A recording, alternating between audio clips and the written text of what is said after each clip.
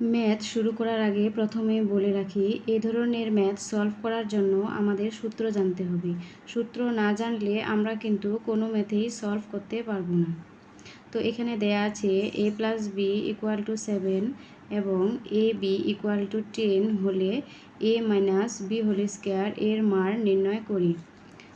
আমরা জানি a - b² সমান a + b² - 4ab। a + b এখানে দেয়া আছে 7 হোল স্কয়ার মাইনাস 4 ab এর মান দেওয়া আছে এখানে 10। তাহলে 7 সাথে 49 মাইনাস 4 দশে 40। তাহলে আমাদের এখানে অ্যান্সার হচ্ছে 9।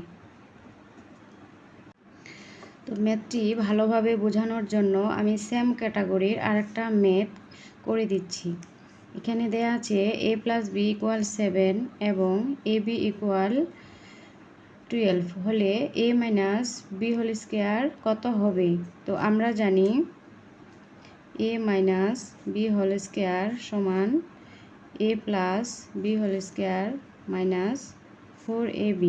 এখানে a + b এর মান দেওয়া আছে 7 স্কয়ার 4ab। 4ab এর মান দেওয়া আছে এখানে 12।